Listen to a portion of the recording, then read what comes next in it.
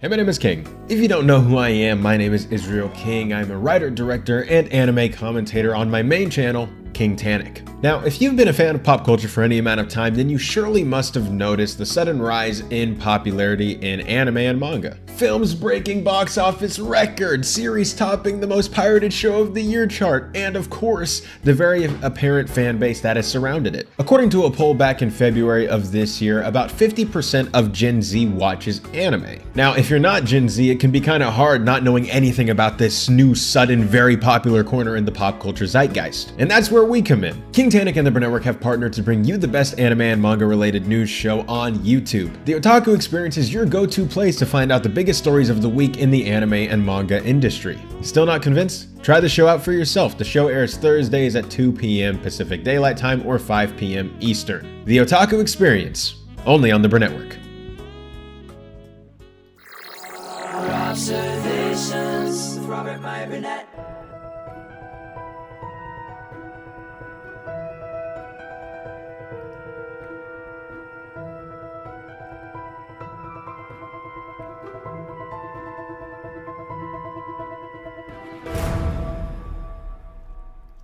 Well, greetings, imagination connoisseurs. Once again, it is I, your Duke of Dope Discourse, your master of fun and wonder, your viceroy of verisimilitude, your sommelier of sci-fi and cinema, your evangelist of the imagination, and of course, the as-yet undefined existential Mr. Rogers.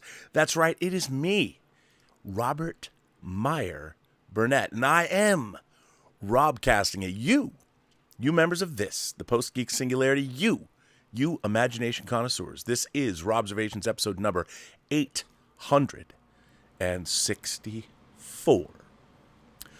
So last night, my lady love, Elizabeth Gwendolyn Bell, it was her daughter Sophie's 20th birthday.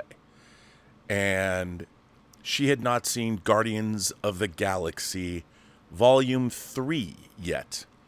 And she wanted to go. We took her out to dinner. And she wanted to go see Guardians. And, you know, it's funny because I like to see movies, if I can, movies that I like multiple times in the theater. And nowadays I don't get to do that as much as I would have liked. But it was nice to settle down because when I'm watching a film for me, I'm concentrating on the story. The first time I watch a movie, even though I work in the business and I've been working in the business for 34 years, I can still get swept away by film. And the first time I watch a movie, I'm allowing it to sort of, I'm immersed in the film and I let it sweep me away and I let it work on me as any film should. I'm not thinking about how it's made for the most part. I'm not thinking about what went into the performances or how it was edited. I'm just sitting back and letting the film wash over me, whatever that might feel like. And the thing about when I see a film a second time, I really sit down and can study it. But this time there was hardly anybody in the theater because Guardians has been out for a while, and we had great seats, very, very nice, very comfortable reclining seats at the Harkins Theater where we live, and great experience, great presentation. And I just sat back and I really watched Guardians.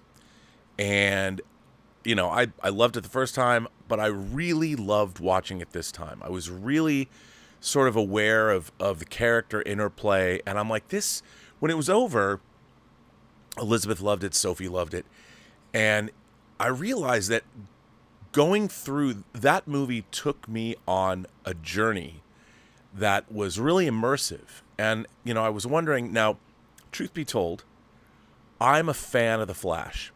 I really enjoyed The Flash for what it is. I thought after seeing Flash at CinemaCon, and it wasn't because we were at CinemaCon, the presentation was fantastic. Everyone seemed to love it. I really enjoyed it. I found it to be wildly entertaining unto itself. I wasn't comparing or contrasting it to any other movies. I was just sitting down. I was immediately captivated by the whole opening action sequence. And I enjoyed it. But I have to say that I've been surprised at the vehement backlash for the movie. Many people I trust, people I really like and respect their opinions, they didn't dig it. And I respect that, but I've only seen The Flash once. I need to go back and see it again. But when I was sitting watching Guardians, the thing that makes that movie work, and the thing that has made all three Guardians films work, and indeed what I think that James Gunn is expert in doing, is creating interpersonal relationships between all of his characters. Interpersonal relationships that you buy into, and it's not just the journey that the characters go on, but there's mini journeys that various characters go on with one another that are in his films, and that I think is the strength of his movies. And I've always liked James Gunn as a filmmaker. I was fortunate enough to work on an early movie of his that I was a producer on back in 1999. Craig Mazin, who created the Last of Us series with Neil, he directed it, and James Gunn wrote it. It was a movie called The Specials about the world's 7th greatest superhero team, and James Gunn and Sean Gunn are in it as actors. Sean Gunn played Alien Orphan, and James Gunn played Minute Man, often mistaken for Minute Man in the movie. So Sean Gunn and James Gunn worked together almost 25 years ago.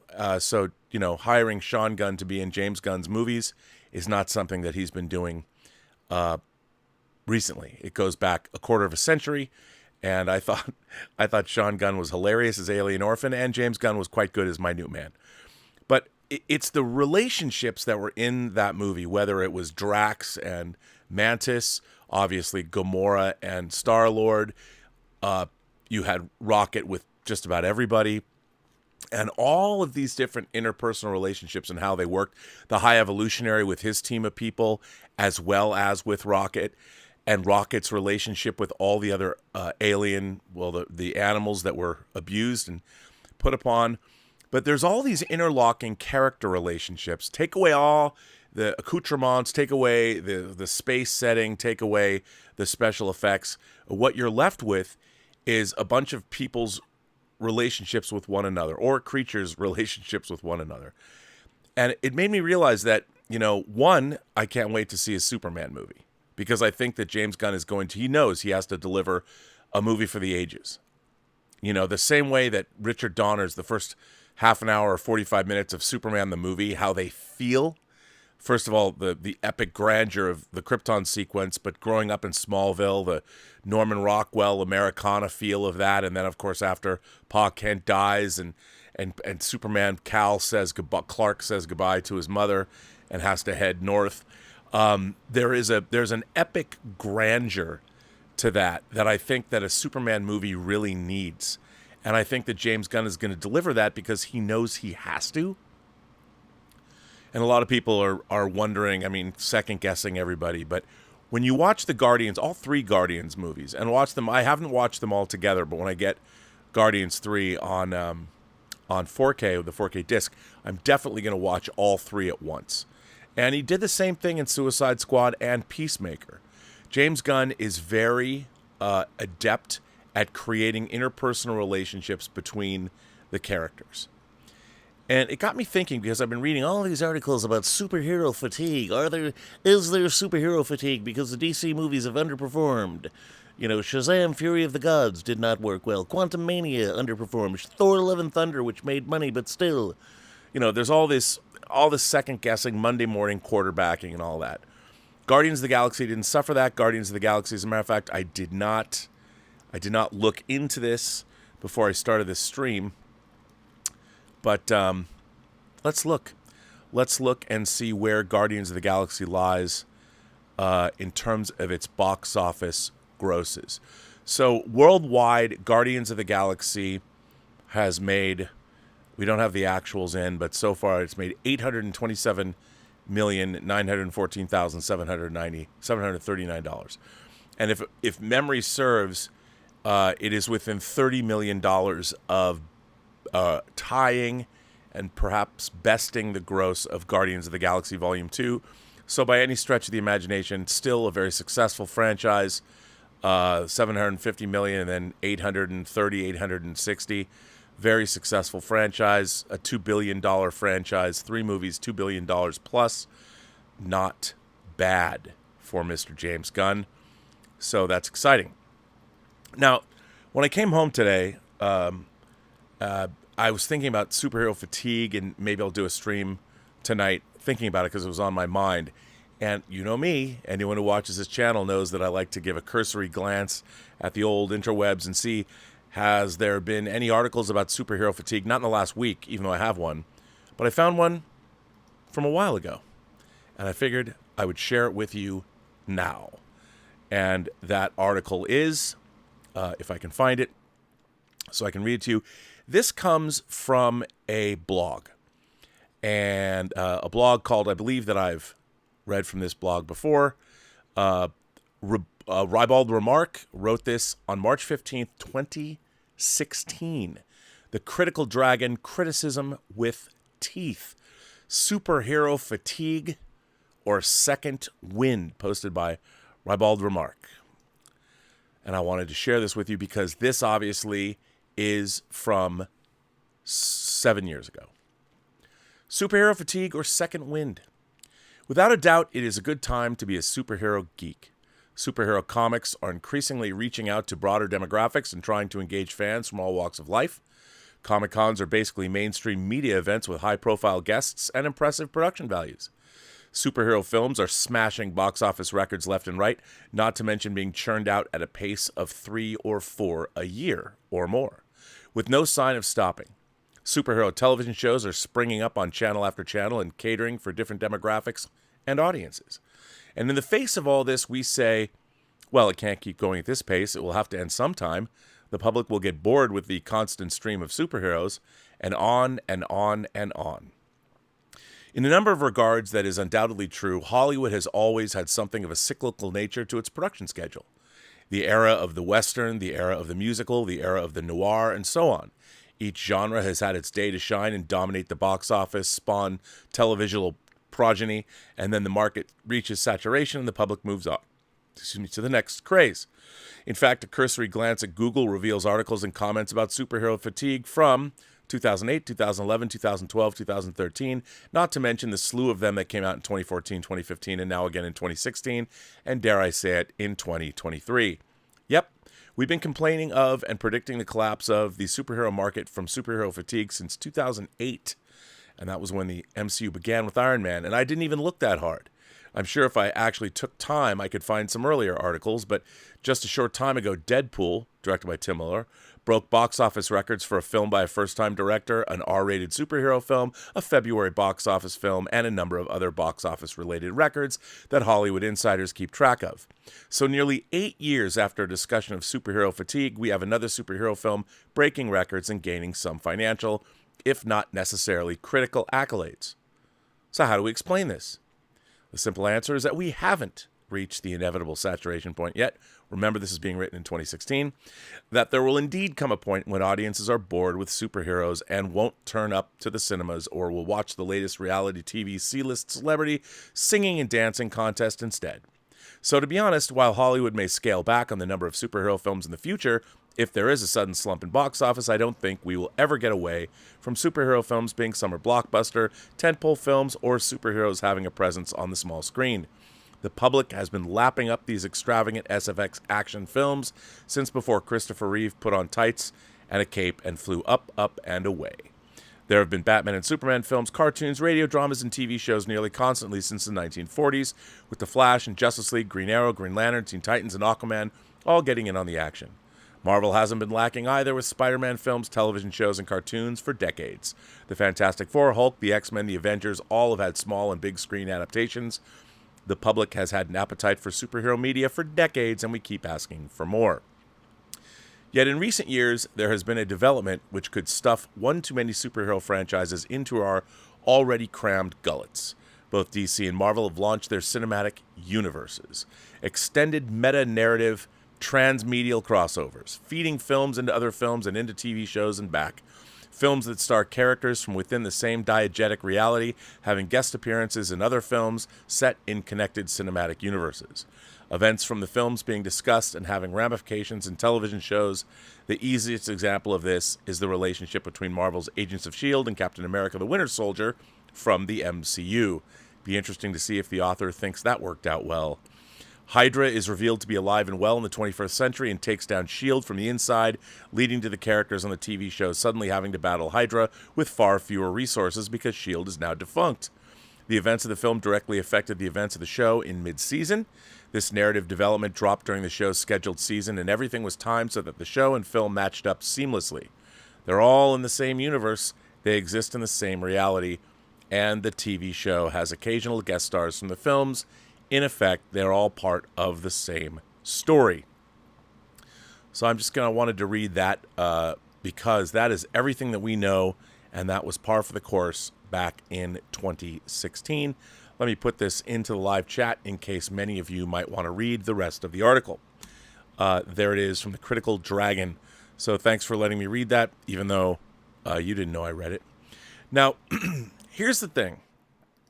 I have been known to say all the way back from the Collider Heroes days with Mr. John Schnepp, and when I started streaming with John Campia in 2015, I've always given the Burnett axiom, which is you never put your universe, or now your agenda, before your characters and your story.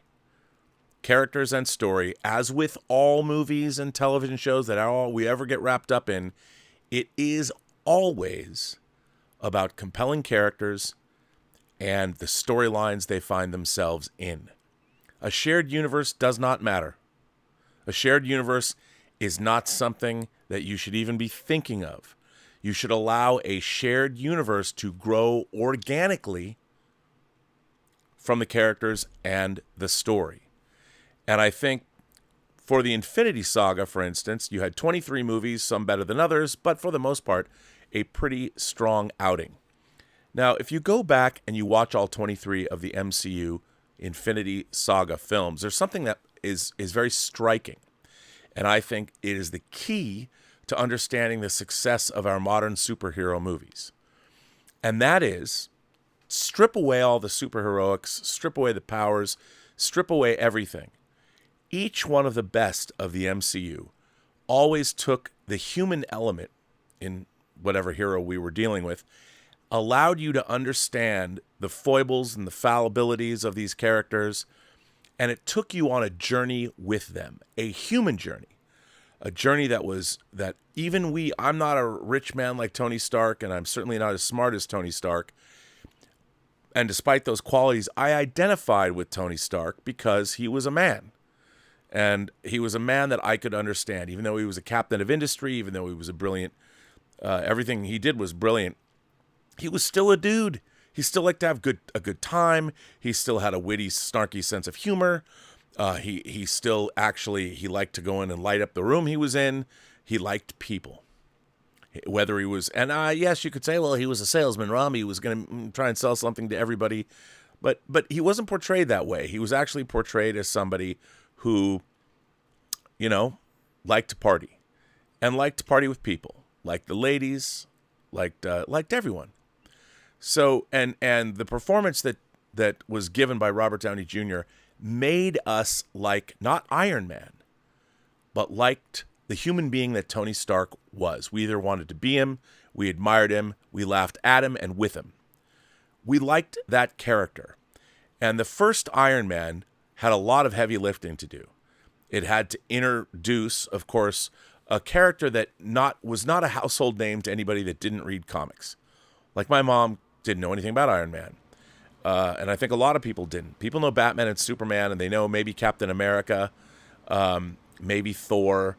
But Iron Man, that was not as popular of a character, and it wasn't a character. It was a second tier, A-, B+, maybe B, if you knew Iron Man in the Marvel comic universe. You were very familiar with him because they first dealt with things like alcoholism, the same way they dealt with Speedy in the Green Lantern, Green Arrow comics being a heroin addict in the 70s. But the Demon in a Bottle storyline that was drawn by Bob Layton, people knew that, especially if you were comic book readers. So Iron Man, and the thing that Marvel had a tendency to do was humanize all their characters, whereas the DC characters were all pretty much gods and had godlike problems. And I know Batman isn't a god, but he's a god amongst anyone trying to solve crimes. So he was a Justice League member, which is essentially a pantheon of gods. But the Marvel characters were all demigods, for the most part. I mean, Asgardians notwithstanding, Celestials notwithstanding, you really had characters that were human. And I think that's, of course, what people like Stan Lee and Jack Kirby brought to these characters. And really, and when we had other creators like Frank Miller really bringing Daredevil down to earth. It was always very interesting. But the key to the success of the Marvel Cinematic Universe, at least during the Infinity Saga, was that each individual movie, while it might have interlocked with the other movies to form the MCU, the Marvel Cinematic Universe, the best of those movies were about our main characters going through something, a crucible of some kind, that they had to navigate and get through, and it usually changed them in some way. But the journey was about the character and the human being, or the alien that was behind that character. It was very identifiable there were emotional stakes, there were physical stakes, there were plot stakes. But at the most part, the stakes were from a human perspective. I mean, obviously, Tony Stark, perfect example. At the end, he was not fighting Thanos. He was not fighting some world-destroying meta-human. He was fighting Obadiah Stane, who was his mentor and ran his company. And they were fighting for the soul of his company, and Tony Stark was fighting for the soul of himself, and maybe the soul of Obadiah Stane's. And that's what made the movie great. You go back and you watch Iron Man 1, and it's surprising, first of all, how great Robert Downey Jr. is, because at the time he was coming off of, let's call them his travails. And he was really quite the character, perfect casting, larger-than-life guy. You liked him from the opening when he's throwing gang signs with the military in the back of a Humvee in a foreign Afghanistan or wherever the hell they were. And you liked him. And throughout the Iron Man film, we took a journey with him as he tried to tinker around and make the Iron Man suit, various iterations of the Iron Man suit.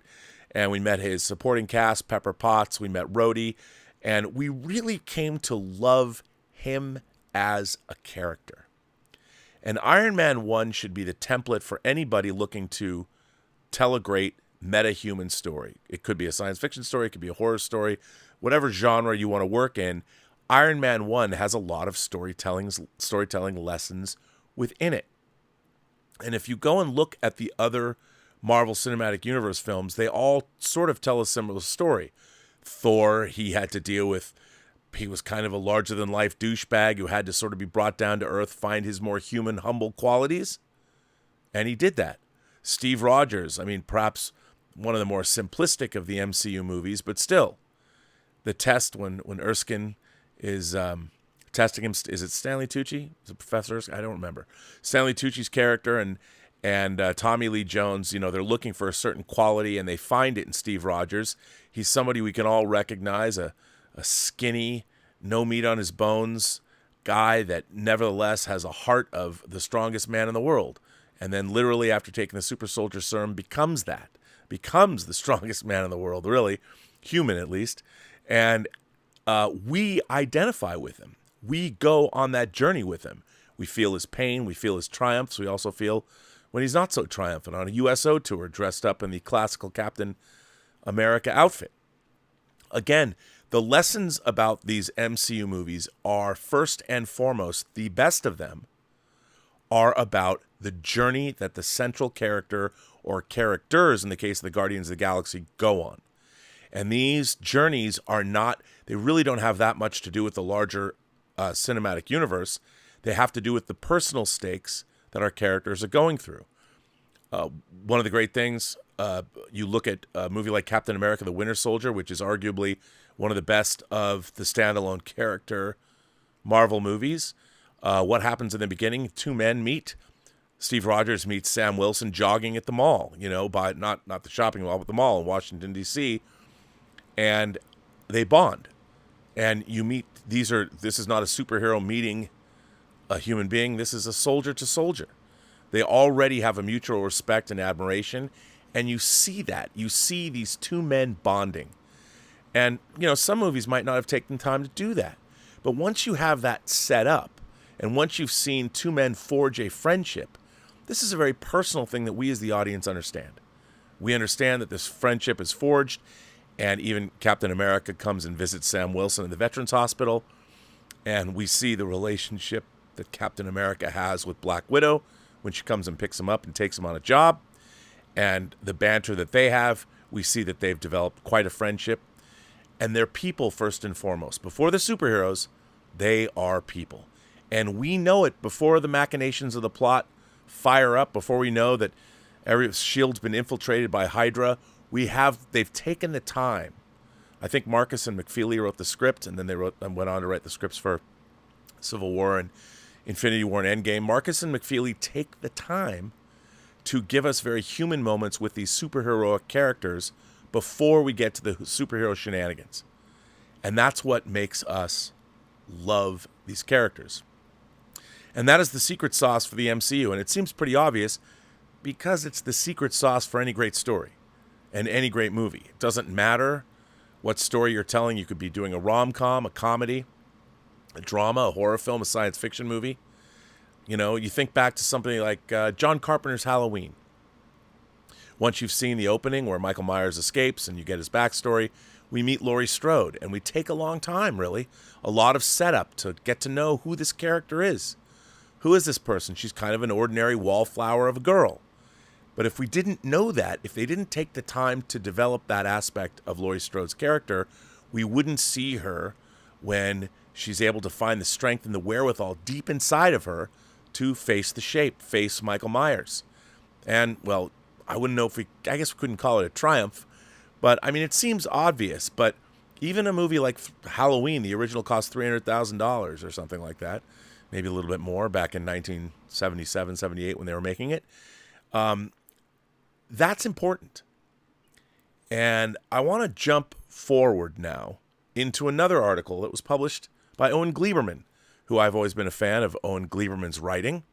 But he wrote an article in Variety this past week about superhero fatigue. Here's the article.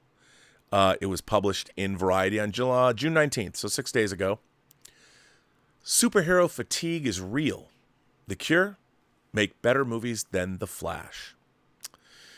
Ouch. You can feel it in the box office and in the collective response to the same old tropes. Superhero fatigue is a phrase that now, before I read this, I just want to point out that right now in theaters, we have Guardians of the Galaxy and Spider-Man Across the Spider-Verse, neither of which are suffering from superhero fatigue. Both are very unique, interesting films that put front and center the characters first. The superheroics, whatever's going on, comes second. Characters first, story second, shared universe. I mean, even Across the Spider-Verse, talk about leaning into a multiverse, it does. But really, at the heart and the crux of that movie are Spider-Gwen and Miles Morales. Even though it's an animated film, avant-garde animated film, really, it never forgets that it's a movie about people first. It never forgets that, as all great movies are. No matter, pick your favorite film, it's probably the same. Owen Gleiberman says, superhero fatigue is a phrase that tends to make devoted movie lovers swoon with rapture. If you're someone who cares about movies, who cares about cinema, the very prospect of superhero fatigue inspires you to think, yes, there's hope. People will get tired of this shit. But let's be honest, that's probably wishful thinking. In the last 20 years, led by Marvel, but no means limited to Marvel, comic book movies have infiltrated our culture and our consciousness to the point that they're now part of who we are. If you ask any number of people, especially dudes of a certain generation, to name their favorite film, they'll look at you and say, Star Wars, often with a smirk that's really saying, Star Wars, of course. These aren't just Star Wars fans, they're Star Wars fundamentalists who built the seed beds of their imaginations on the original trilogy. By the way, there's nothing wrong with that. Owen. We don't think of movies in the Marvel Cinematic Universe in quite the same way because there's no one movie we can all agree upon that generated the pop cultural earthquake that Star Wars did. That is true, but I would say that the 23 films of the Infinity Saga did, because by the time you got to Infinity War and Endgame, the anticipation was through the fucking roof. Fever pitch. Even me as a middle-aged old man with one foot in the grave, I gotta tell you, I couldn't wait to see Infinity War, and I sat there next to John Schnepp, and it was two grown men, as John Schnepp liked to say, sweaty. We were sweaty with anticipation, sweaty with glee, and just sweaty with just enjoyment. When I watched Infinity War, I felt like I was 8 years old again, reading my first couple of comics when my grandparents would take me down, or my mom, family would take me down to visit my aunt in Seaside or Gearhart, Oregon. I'd go down there in the summer, and I'd get to buy a lot of comic books. Actually, I started out when I was like 5 on spindle racks, and I just got a bunch of different comics, and I loved them, even though they would never, I always never got the next book in the story. I never got to finish any of the stories because I only usually get one issue. But I didn't know. But still, seeing Infinity War and then later Endgame was gosh, it was like feeling like a little kid. It delivered because I cared about those characters. And if you look at Infinity War, from the very beginning of Infinity War, after Thanos kills half the Asgardians on that ship and snaps Loki's neck, as soon as you get down to Earth, what are you seeing? You're seeing Tony Stark with Pepper Potts. You're seeing the Sanctum Sanctorum with Wong and Doctor Strange, and then suddenly you've got Bruce Banner falling through the ceiling of the Sanctum Sanctorum, and then Doctor Strange goes to Tony Stark, and they start bantering and making fun of each other, and then Spider-Man shows up, and it's all, they spend time setting up the relationships with all the characters. Mini relationships, Tony Stark and Peter Parker. You've got Doctor Strange and Tony Stark. You've got Wong and Strange. You've got Bruce Banner and everybody. And they never, the reason that the Infinity Saga works so well is, despite all the crazy shenanigans that are taking place in Infinity War and Endgame, it was the enjoyment of those characters bouncing off each other that made those movies. Sure, the plot was great and everything that was happening was great, but we loved those characters because they never forgot what made those movies successful. Put your universe after your characters and your story. And they did. And that was the great secret sauce of success. But anyway, the very nature of comic book movie-going, with its serial sprawl, something that was built into the comics themselves, and that was there from the early 80s days of Superman sequels, is that it's driven by a more is more multiplicity. And we've now reached a superhero moment of such omnipresent more-ness, the films, the TV series, the brain-bending or maybe headache-inducing symbiosis of the two, depending on your vantage, that for people who've grown up in this era, comic book spectacle almost literally defines what entertainment is. In that sense, the war is over. The Juggernaut won. I see what you did there, Owen. I see it. The Juggernaut won. Yet for the first time, I would say, since the launch of the MCU, which was 15 years ago last month when Iron Man was released in the US, superhero fatigue is palpable. You can read it in the numbers, notably the post-pandemic figures, when we don't have to put an asterisk next to a film's box office performance. Ant-Man and the Wasp: Quantumania opening huge, $106 million, only to collapse and underperform to the tune of $214 million domestic. The tanking of Shazam! Fury of the Gods, $57 million. Or this was last weekend, strikingly ho-hum numbers for The Flash. The studio publicity in floating a prediction of $70 million was already scaling back expectations. You can feel it in Chris Hemsworth's blithe willingness to trash last summer's Thor sequel. Not something movie stars are in the habit of doing, especially when the film in question was a hit. You can feel it in the reviews, the jadedness of critics when it comes to sitting through another warmed-over version of these tropes, that CGI, all the interconnected multiverse busyness with less at stake each time. And in a funny way, you feel it in the lack of pushback against the critics. Superhero movies have long been an arena which popular tastes don't necessarily sync up with the priority of reviewers. Yet the bone-weary cynicism with which critics have greeted recent superhero films now appears to mirror, more than it doesn't, the sensibility of the audience. After being saturated in this stuff for so long, why wouldn't we all have superhero fatigue? Every genre gets old, the way that even the most invincibly popular TV shows get old. That's why movies are always changing. The big splashy Hollywood musical was a form that once seemed eternal until it wasn't. In the age of comic book movies, it often seems like comic book movies will be big forever. The truth is, they'll be big until they aren't. Are we now at the tipping point of that moment? It's possible, but with a major caveat, a qualification that lovers of cinema should actually embrace, and that is good comic book movies though they don't happen every day, will still bring out audiences and excite them. One need look no further than the success of Spider-Man Across the Spider-Verse, a movie innovative enough as image poetry and as storytelling to restore one's faith in the human idiosyncrasy of the comic book genre. The film's box office performance is a striking contrast to that of the movies I mentioned above. The Batman was a major movie that majorly connected, and while I'm no big fan of Guardians of the Galaxy 3, there's no question that it's a success. I would argue that the effect... By the way, why, Owen Gleiberman? I must go back and seek out your review and find out why you didn't like it. There's no question that it's a success. I would argue that the affection for the Guardians series is so intense that the concluding chapter will go down as one of the last of the old-school comic book film triumphs. I disagree. I think we're going to get more. The future is sure to bring too many comic book movies to count. Disney's many-tentacled master plan will see to that, and James Gunn, of course, is just revving up his vision for the new age of DC. Yet if a number of the films continue to underperform in a notable way, the logic of the marketplace will rule. That The Flash was hyped at Comic-Con as some sort of genre masterpiece, only to be met with a collective shrug from critics and audiences, indicates that even those in the business, numbly mistaking product for art, have entered their fatigue phase.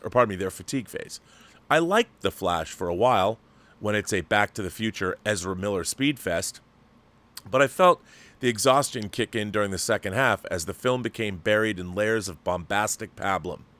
That's what everyone is tired of, when a comic book movie looks and feels like every other damn comic book movie. And the more of them that come out, the more that will happen. So that's Owen Gleiberman's article. And I was thinking, like, to move over to a different track, there's been a lot of talk about filmmakers complaining about cinema and the lack thereof that superhero movies represent. But here's the thing, and we who love, of course, comic book movies get all angry. But wait a minute, we love. Of course, there's cinema, and of course they are cinema. But the thing is, what the filmmakers are talking about is the movies that we used to get. I'm going to tell you, one of my favorite movies of all time is a movie called The Verdict from 1982.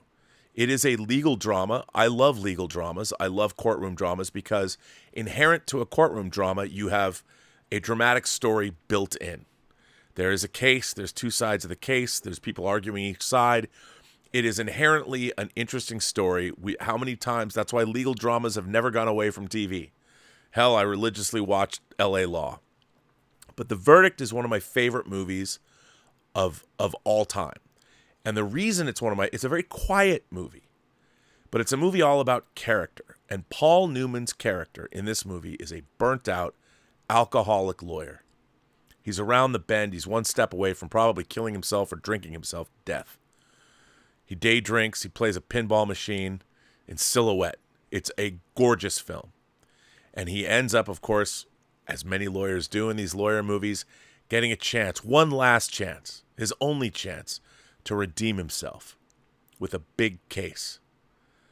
And it is a quiet movie, but it's a devastating movie. But what is it a movie about? It is about a former superhero who's had a fall from grace in Paul Newman. He's not wearing a cape, but imagine if a beaten and demoralized Batman, not unlike Michael Keaton in the beginning of The Flash, when you meet him, where he's at in his life. And he finds the wherewithal. He's still fighting his demons. He doesn't just give up drinking. He's still fighting his demons, and yet he finds the strength of heart and the wherewithal to continue forward. And there's a reveal in The Verdict that every single time I watch the movie, every single time I watch this movie, I'm like, maybe this time this isn't going to happen. There's a betrayal in the film, and the way it's presented. Oh, I can see it right now. It's so well done. It's so simply done. But when it happens, I just want to, fuck! God damn it! Like every time I watch it, I feel the same way. Why does this have to happen this way? And I mean, it's not some big thing. It's not histrionic. It's quiet. But when it happens, and David Mamet's ex-wife, Lindsay Krause, is in this movie too. And oh man, her performance. And it's just it's a great film. When people are talking about when someone like Martin Scorsese or whatever the local filmmaker du jour, whoever says superhero movies are the death of cinema, what they're talking about is we don't get movies in the theaters anymore, like The Verdict. We just don't. That's what they're missing. You know, they're missing Truffaut movies. They're missing, and I would say that that's true. I wouldn't say that they're not cinematic, but nowadays it's not just superhero movies. The business of the Hollywood studios has changed. The Verdict would now be a 10-part episode, a 10-part miniseries on Netflix. That's just what would happen. Why? Studios aren't interested in making movies that cost $30 million and that might make 200 or 300 maybe if they catch fire. They want to make movies for 150 million that make $1 billion. That's what Wall Street has done. That's what BlackRock has done. That's what Vanguard has done to our entire civilization. It's now all money oriented. And I can't argue with that. Everybody wants to get rich. But eventually we're going to have to figure out some compromise and pull back because the value of our entertainment is being diminished because everything is now being, there's only so many households that can subscribe to a streaming service. There is not limitless growth. And until the mindset for limitless growth goes away and you realize what would be great is have steady profit. If you have a business that you know is going to be giving you steady profit every year, maybe what's wrong with making a great profit, the same profit every year? Everybody wants everything to go up, up, up, up, up. Streaming services can't do that. There's only a finite amount of houses that can subscribe. And the thing is, everybody that wanted Disney Plus already has Disney Plus. Disney Plus can't suddenly convince another 5 million or 10 million or 20 million households to subscribe to it. If you want Disney Plus, you know it's there. So the idea that streaming services have to escalate by content, well, we got to make more than the other guy, it's never going to work. That's why all the streamers are in the dumps right now, maybe with the exception of Netflix because they were smart. Netflix invested in all kinds of programming all around the world. Smart. And then, of course, Apple and Amazon don't have to worry about their streaming services. I mean, they do, but they've got bottomless pits because it's not their only business. Netflix, however, all their only business is subscriptions, but we won't get into that. But the thing is, what's happened to the superhero movie and the reason why people are feeling the fatigue, it's very simple. They are doing what I told them not to do. They are violating the Burnett axiom. Never put your universe before your characters and stories. Marvel didn't, but they flipped it. All we're hearing about now is phase 4, phase 5, this, that, bip, bap, boom. They're already talking about Kang Dynasty. Yo, man, you can't make a Kang Dynasty movie until Kang is a fucking formidable villain. He's been defeated twice in Loki and in Quantumania. And we're supposed to be excited for Kang Dynasty? No. You have not given us a definitive Kang story yet. And I love Jonathan Majors as Kang. But you know what? You haven't delivered. Why haven't you delivered? Look how you brought it. You teased Thanos. Teased him.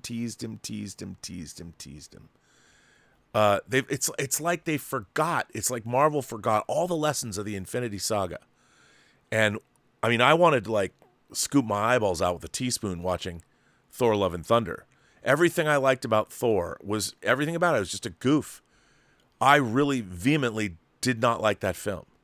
Here you had a great villain in Gore the God Butcher, which you could have given imbued with pathos and real interest. What happens to a man who renounces his God because of the death of his daughter?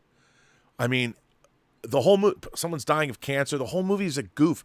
I like Taika Waititi. I do. I really like What We Do in the Shadows. I love the film. I love the show. I love what he's done. I love Jojo Rabbit. But by God, man, you've got to pull it back. And he made a goofy movie that completely derailed the story of Thor. I mean, it was there, but we didn't feel it.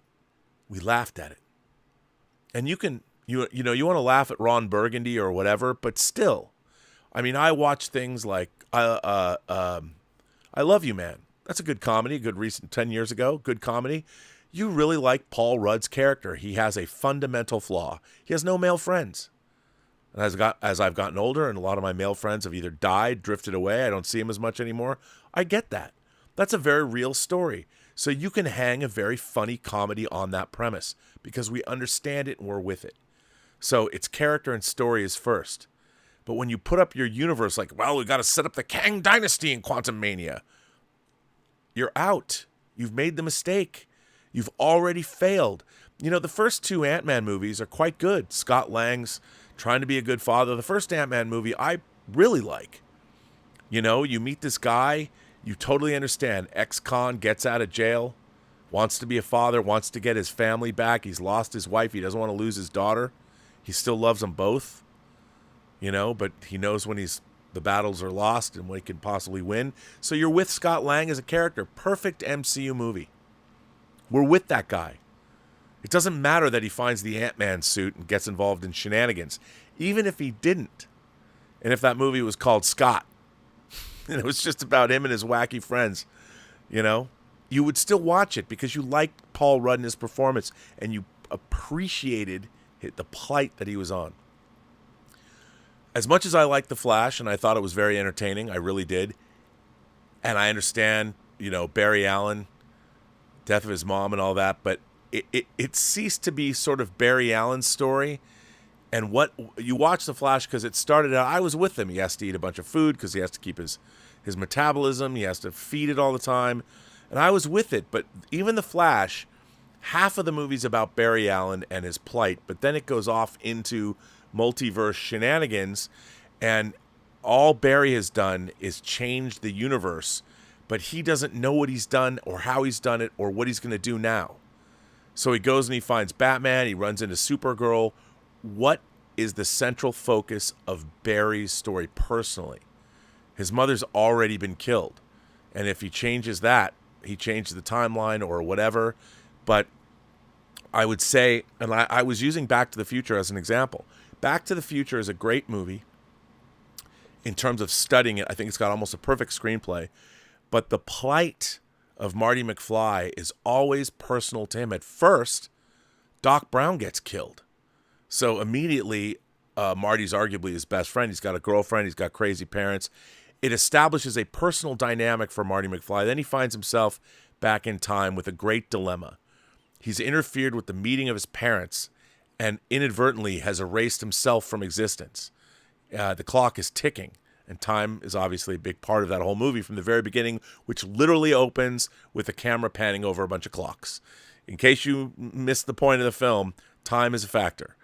And that film never strays away from Marty McFly's central dilemma. And the dilemma gets even more and more delicious when his own mother-to-be finds him attractive. I mean, let's face it, if I'd made that movie, I would have had him, you know. But anyway, who's to say perhaps I shouldn't have made that movie? And luckily for everybody else, I didn't make that movie because when it came out, I was still in high school. So, hey, but you could make a really twisted version of it now. I'm glad nobody has. But the thing about that movie is, and I would say a movie that came out a year before Back to the Future, The Last Starfighter.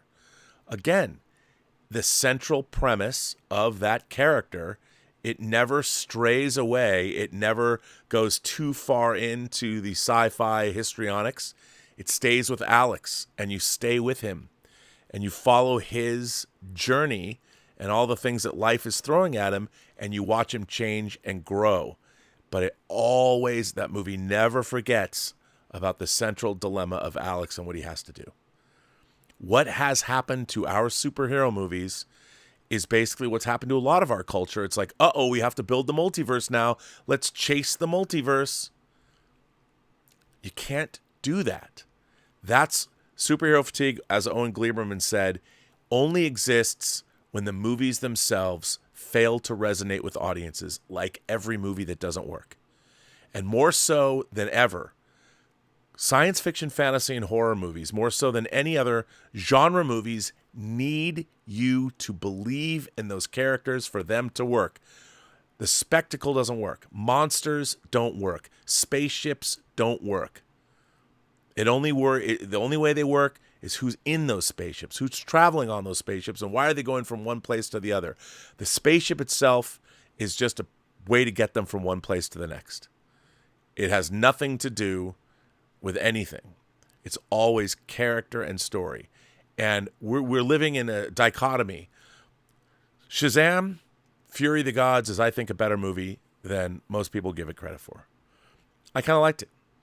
but I can understand what happens. It's just basically at the end of the day, kind of a generic story.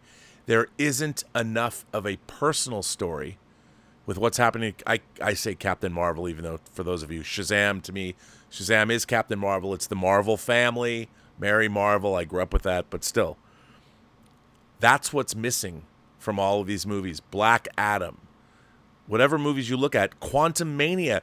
Where's the story of Scott Lang in that? It was everybody else's story. It was Kang's story. It was Michelle Pfeiffer's story. You know, I understand that there's a cursory. It's kind of about Scott Lang, but what is his other than wanting to save his daughter and family? That's an external thing. What's internal with Scott Lang? How is this going to change him? I don't know. I didn't like Quantumania. I loved Ant-Man, and I loved Ant-Man the Wasp. When I watched Quantumania, I'm like, what is all of this? I mean, the quantum realm, I get it, but I'm like, okay, whose story am I watching? Who am I supposed to be following here?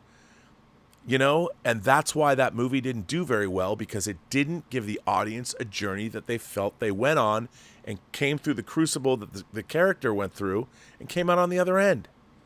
You know, the great movies take us with them. We're the main characters, or we're their silent angel on their shoulder, and we're feeling what they feel. We're hoping the way they hope. And if you don't do that in your superhero movie or a movie like The Verdict, you're not going to have a good movie. There is no superhero fatigue when the film is great, as evidenced by Guardians, as evidenced by Spider-Man Across the Spider-Verse. You've got Flash, Quantum Mania. Those two movies underperformed. So did Shazam, Fury of the Gods. But Spider-Man didn't. Guardians didn't. Because Spider-Man and Guardians have that heart. They've got those characters and that interplay. And Guardians, here's another question. We could watch, I'll bet anybody watching this stream right now, and it's actually, there's 745 people watching the stream right now. So welcome, everybody. I hope you're having a good time on this Sunday night. Cheers to you. But I'll bet you, all 745 of you that are watching this right now, I've often said after watching Avengers Age of Ultron, I would watch a 2-hour Avengers dinner party movie where the whole thing could be set at a party at Avengers Tower.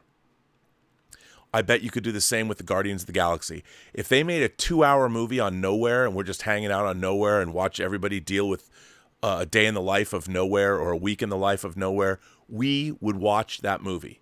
Because if Marcus and McFeely wrote that Avengers dinner party that lasted for 2 hours, we'd watch it. Same thing. We'd watch a Guardians of the Galaxy movie where they're just chilling out on Nowhere.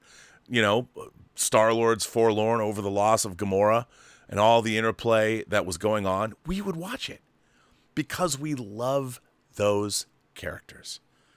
And as ever, superhero fatigue will go away when we remember that it's characters and story.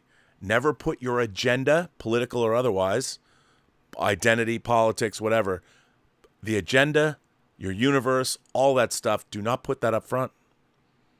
Always start with your characters, give us a great story, and end with your characters, and you won't go wrong. Anyway, that's just what I was thinking about in terms of superhero fatigue. And what do you guys have to say? There's a lot of people firing in some thoughts here. So let's start out with Woke Crumpia. Woke Crumpia said, a proud quote from Open Mic for June 21st, 2023. I'm all about indoctrinating the filthy into the youngins. I have to say I disagree with that. I think that the youngins need to have their youngins preserved. You know, it's funny. I was in, when I saw Logan's Run when I was 9 years old, it's true. When I saw Logan and Jessica go through the love shop and I saw boobies and I saw Jenny Agutter drop trow in the ice cave with Box, I have to say I was there for the filthy. I was 9, but I don't understand, why do we have to be so quick? Let the innocence of childhood be preserved. Let children, if they want to make inquiries into who they are, they have plenty of time to do it. Let them be young. Let them enjoy their innocence. Childhood innocence is something to preserve for as long as possible. Hell, I still have some of mine. A little bit. Little tiny bit. Little tiny bit. But yeah, I don't know about that. Murray Rike says, hey, Robert, I miss you, buddy, on the John Campea show. I wanted to ask you, have you seen Indy 5? If yes, what are your thoughts on it? I have not, but I'm going to say right now, I am looking forward, as I look forward to every movie I see, I look forward to going in and seeing Indiana Jones and judging it on its own. I'll tell you something. I've read so many reviews. I've watched so many YouTube videos. I like James Mangold as a filmmaker, and I think there's going to be a lot to like in Indy. And I'll tell you something. There's a controversial figure in the film reviewing world, or the film. I've been reading a film writer named Jeffrey Wells. I've been reading him for 25 years. He was actually pretty kind to me when I made Free Enterprise 25 years ago. Actually, I've been reading him longer than that. Even Jeffrey Wells, who's usually a curmudgeon. A lot of people, don't like Jeffrey Wells a lot, or not very much. Sometimes they get very angry with what he says, but I appreciate his writing, and I enjoy his point of view, even though I don't always agree with him. But he liked Indiana Jones. He said, for what it is, it's serviceable. And I don't know, I am not expecting angels to sing when I see Indiana Jones. I'm just hoping it's better than Kingdom of the Crystal Skull. And if it is, look, and I've said this a lot to people. I've said, being a James Bond fan, I've been a James Bond film fan my entire life. Not a great track record with that franchise. There's just as many good Bond films as there are bad Bond films. And, but I love James Bond movies. Even when James Bond movies aren't so good. Like a lot of people like License to Kill that came out in 1989. I was not one of them.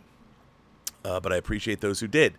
But for every James Bond movie that comes out, there's a lot that come out that I don't like, but I still like James Bond movies. And I still like going to see them. So, Murray, I'm excited. I will go with bells on Thursday. And I will enjoy myself. S.Bartholomew sends in a super chat and says, superhero fatigue, you bet. Because the writing has sucked. Again, it's character and story. And it's hard to do that.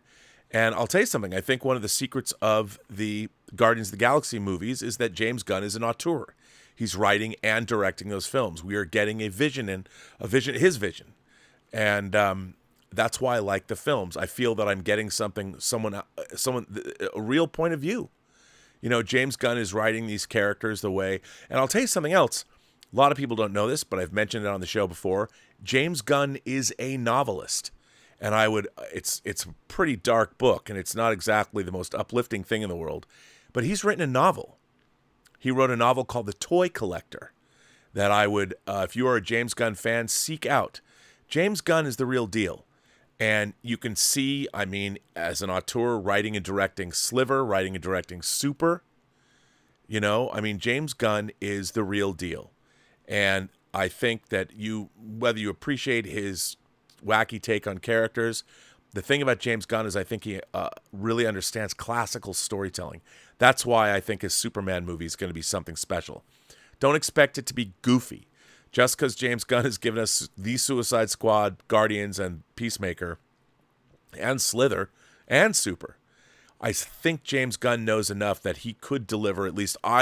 My first inclination is he's going to go back more, not to recreate the Dawn or Superman movies, but to give us a sense of wonder, maybe a little bit of a sense of innocence, a sense of Americana, but most of all, I think what James Gunn is going to bring us is a character that we are not only going to love and respect, but that we are going to look up to.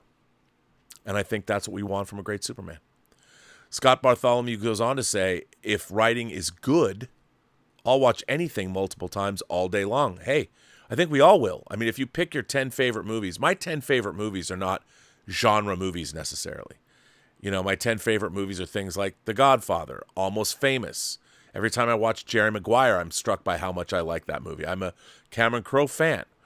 Lawrence of Arabia is one of my favorite movies. Two of my favorite movies, All About Eve. Sunset Boulevard. I just was watching The Manchurian Candidate, another one of my favorite films, the original.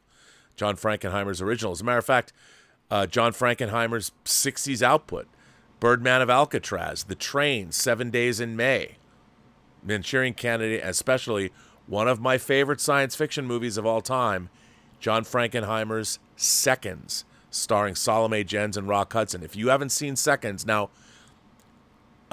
it's a very quiet science fiction movie, and I would say it's more along the lines of a Children of Men or a Gattaca or something like that, but it has a very interesting sci-fi premise that I think everybody understands, and it's a great film. If you haven't seen it, I can't recommend it highly enough. Seconds.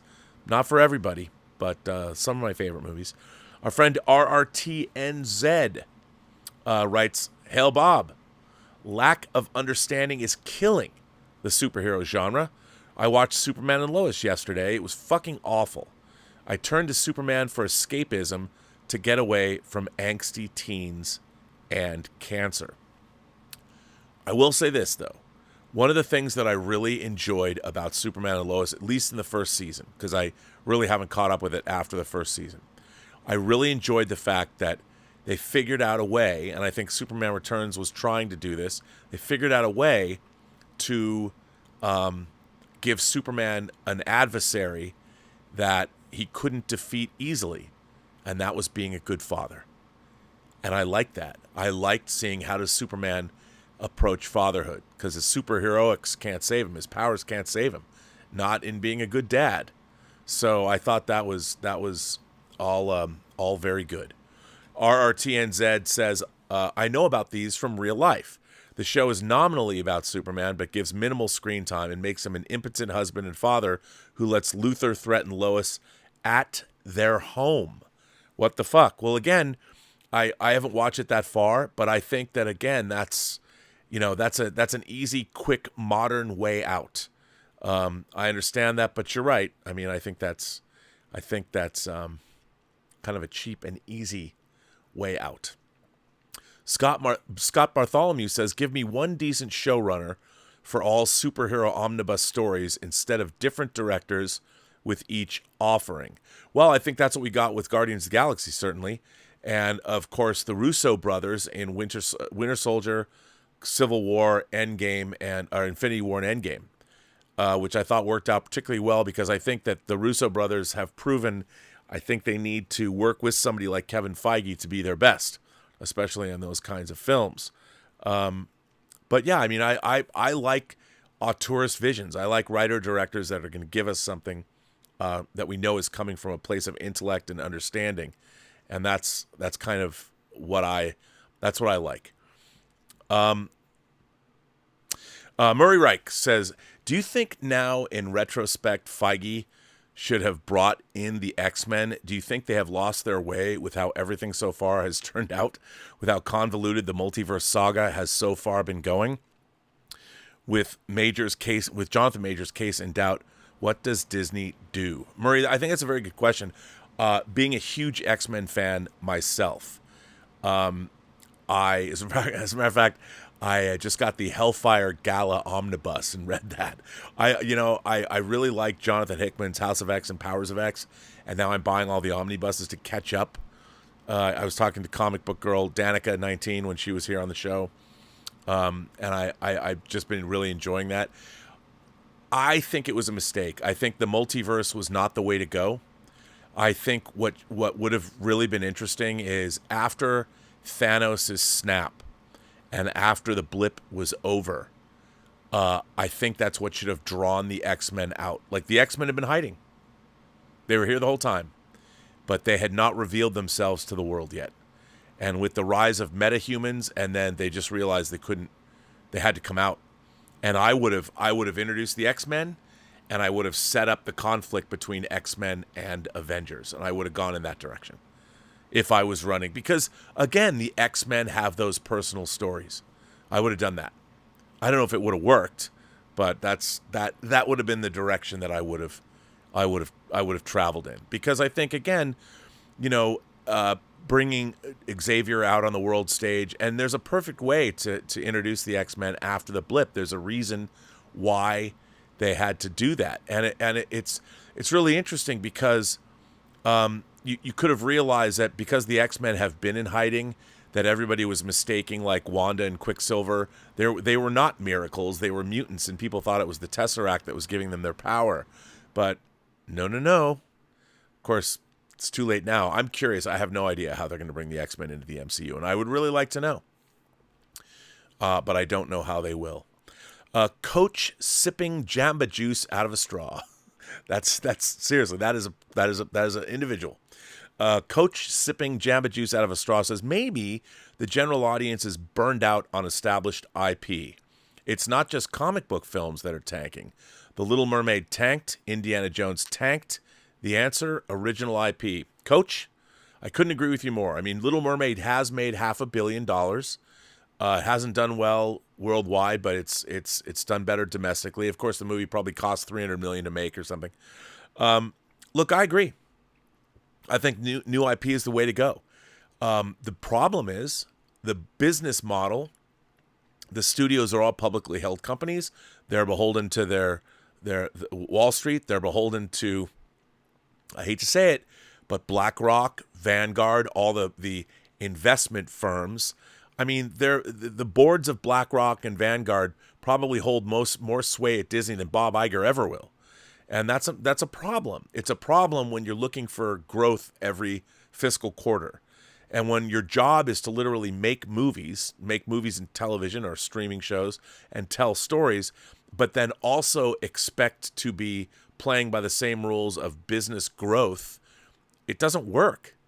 You know, I would have thought that a streaming service would reach a plateau and you'd want to maintain, and that business, that streaming model is going to guarantee you however many billions of dollars a year. And once you have a business that is slow and steady, that there's going to be no growth because it's a finite amount of households. Wouldn't it be better to have like 20 businesses that guarantee you a $10 billion return every year? You know, not that you expect each one of those businesses to grow every year, because where do you grow? Our planet only is so big. You can only grow so far. So why not build businesses that are steady across the board and maintain that steadiness? I mean, I'm not an economics genius, clearly. Otherwise, maybe there's something I don't know. Please school me. I mean, hell, I watch on every time I slip through or flip through reels on Instagram. It's like, here's how you make $10 million in passive income using ChatGPT. And then I'm like, do I want to watch this and carry it? And how can you do that when everybody else has watched this reel and they've tried it too? I don't know. Anyway, I believe the problem is, how can you bet on, and I talked about this, there's a video on my channel about IP. I did a video a couple weeks back. My editor, Jack, put it together. How do you I made the point, like The Matrix. When the Wachowskis wrote The Matrix, they made it for $65 million. And they had so much reference material and storyboards when they went into somebody like Lorenzo de Bonaventura, who was an executive at Warner Brothers at the time. Now he's a producer.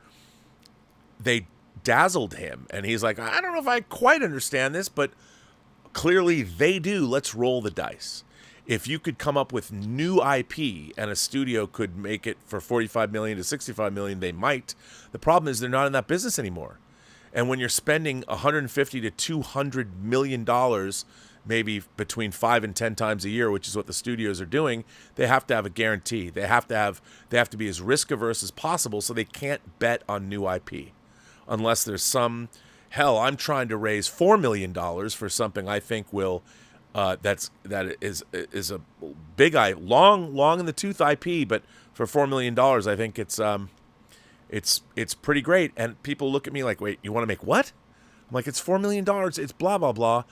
It'll be a perennial favorite. People watch it once a year, every year for the rest of time. Still, I have the problem. People are looking at me like I'm crazy. I'm like, how much? Here's the audio version. Here's the Audible version. Here's all this stuff. $4 million. Come on. It's still hard. Nobody wants to give it to you. So, but established IPs, they can only go so far. And what's Hollywood going to remake in 20 years anyway? You'd think that making new IP would be guaranteeing Hollywood's relevance, but we might be living in the post-cinema age. I've said it before. We're on the cusp of incredible developments in AI and video game technology. And I can't imagine what we're going to be. I think the same place that gaming technology is right now, it was like the film business in 1923 before the advent of sound. 4 years out, in 1923, who knew in 4 years, suddenly the silent pictures were going to turn into talkies, and if you weren't ready to evolve, you were a dead man walking, or dead woman walking, dead actress walking. We're there with video game technology. We're going to be able to plug into the old noodle, and who knows what kind of virtual reality gaming where you're the center of your own universe. It's going to be spectacular. So, but I still think Hollywood needs to create new IP. I do. 101 Johnny, how's it going, man? Been a member for 2 months, and thank you for being a member. I appreciate that. S.Bartholomew again says Ultraviolence is not compatible with superhero movies. Well, I would say I'd have to point you to The Boys. The Boys is something that is, believe it or not, is very character-based and filthy. Definitely NC-17 rated. The level of violence, the level of sexuality in that show is unbelievable. Off the chain. Also amazing and great. And again, it's about the characters. Take away all the mayhem, take away all the bloodshed, take away all the holy shit moments. You're still left with characters that are compelling. And one of the most terrifying villains ever put on TV. Who's also trying to be a good dad. So, I still think it can work. Michael Nemo sends in a super chat and says, the Flash film reminded me of an annual. An annual was the once a year, an ongoing comic book would have an annual, a summer story or whatever that would mark the end of that year of publishing and usually have some kind of a big story. Sometimes annuals would cross over, like in the Evolutionary War, Marvel did that, or Fall of the Mutants or whatever the hell it was. There was always something good going on in annuals. I like that, Michael Nemo. So the Flash felt like an annual. It does. That's exactly what it feels like. The Flash film reminded me of an annual. My experience of an annual was that it was kind of interesting, but the writing and the art was off, making it kind of odd and forgettable. Not bad, just meh. You're not wrong. You're not wrong. But sometimes you get annuals. I remember getting I don't remember what number of annual it is, but I remember there was an Xmen annual where they take on Dracula, and Bill Sienkiewicz drew the cover. I was like, that was badass. But you're right. The annuals were like, that was where you launched new talent, or sometimes you get a writer of the ongoing series to come in. But, you're right. Annuals, for the most part, where I was like, meh, the art was never quite there. And yeah, I like that. You're absolutely right. S.Bartholomew goes on to say we're in a paradigm shift to more adult superhero movies. I can see that. But see, the thing is, more adult means, I think, that you're going to have superheroes with more adult problems. And to me, Iron Man 1 was, in fact, an adult superhero movie. Now, I'm not saying we have to have, like, fucking in the skies all the time to make it an adult superhero movie, but, dealing with how do adults and adult problems cross over. I mean, people didn't like Falcon and Winter Soldier as much as I did, the TV series. But the idea of coming back from the blip and not having any credit because you've been gone for 5 years and trying to get a bank loan, even though you're Falcon, I mean, and it's funny because everyone's like, well, the Avengers probably would have a pension set up for you. That might be true. But, at the end, Tony Stark was gone. Maybe Stark Industries canceled your credit cards. I don't know. But I don't necessarily want to see people trying to get bank loans in my superhero movies. But you never know. Hancock, the Will Smith movie Hancock, he had problems. But I think you're right to a certain extent.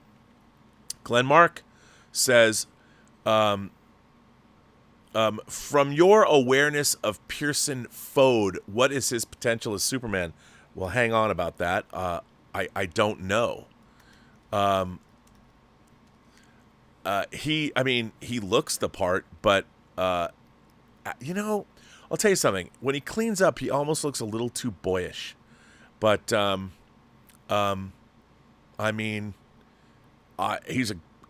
looks great. So, why not? Is it Fode? I don't know how you pronounce his name, but he might be a little too Disney Channel, maybe. But he looks the part.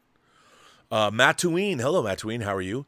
Like we talked about this weekend, buddy movies, westerns, even the 70s Southern trucker movies like Convoy. Times change, but the timeless stories will continue in new genres, hopefully. I totally agree with you. 100%. 100%. Yes.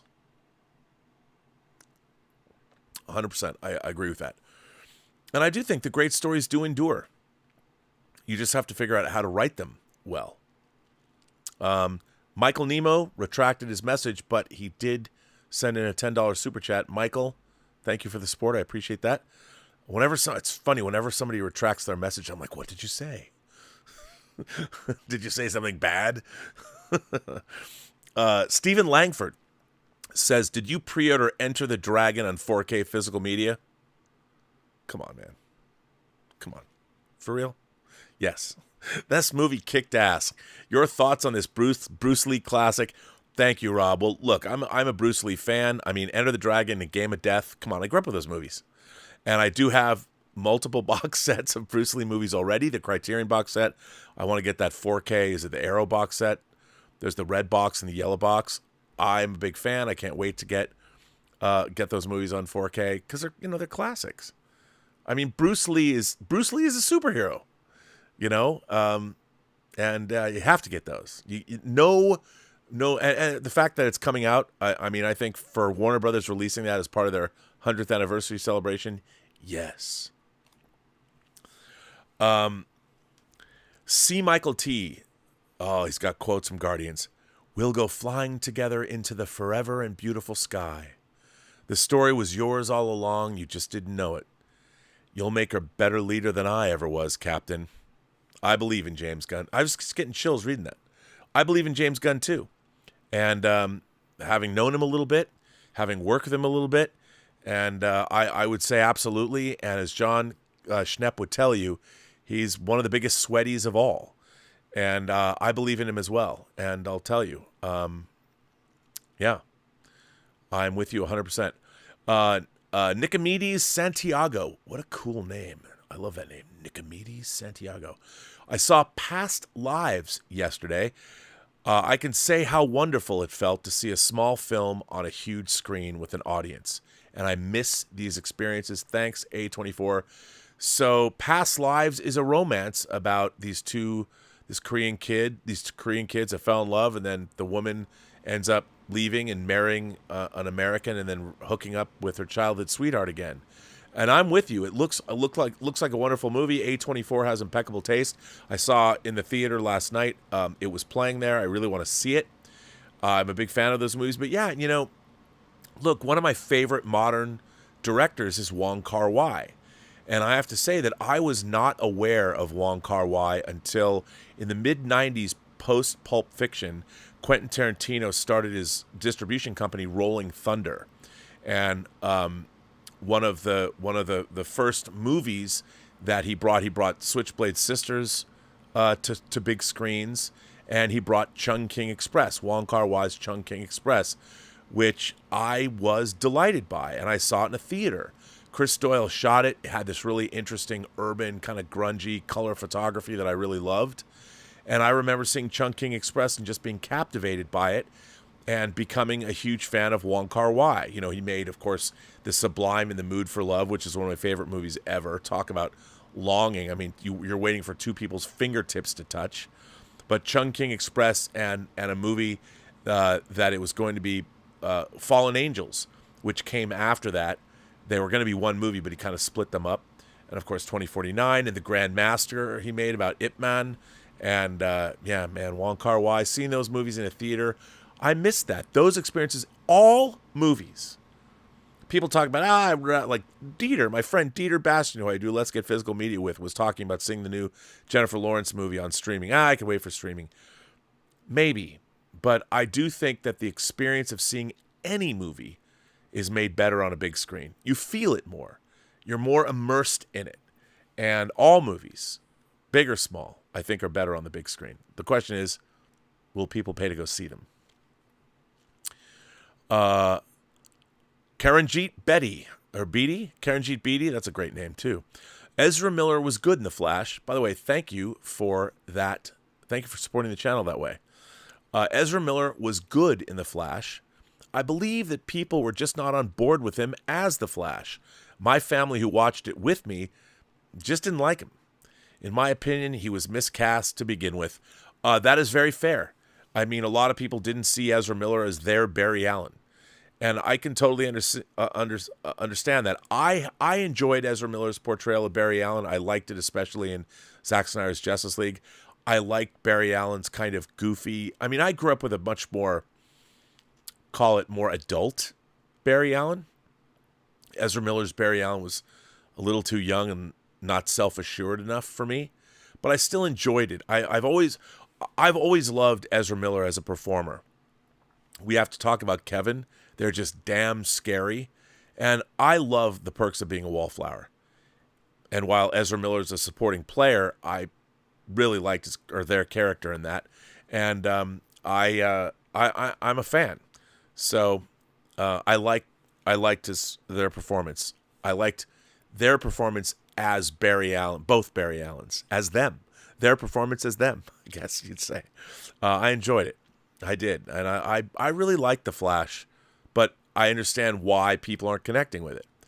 WraithX7 says, the 70s Green Lantern Green Arrow comic told a socio-political relevant story and was critically acclaimed, but sold poorly and got canceled. It's true. You know what's really funny?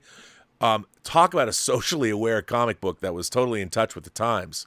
Now it would probably get pilloried by the audience for being too agenda-driven, and it was definitely agenda-driven, but no one had ever seen a comic book like that. And by the way, I do have it collected. I have the absolute Green Lantern, Green Arrow. So I'm a big fan of that comic.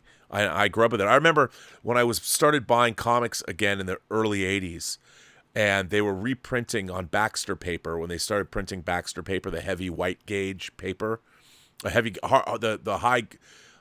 heavy gauge paper that was white, that was very white, like DC first put out like Camelot 3000 and Ronin and New Teen Titans, when New Teen Titans started its volume 2, and Legion of Superheroes, and then Vigilante, and those prestige books. Well, they weren't prestige format, but they were, more expensive books.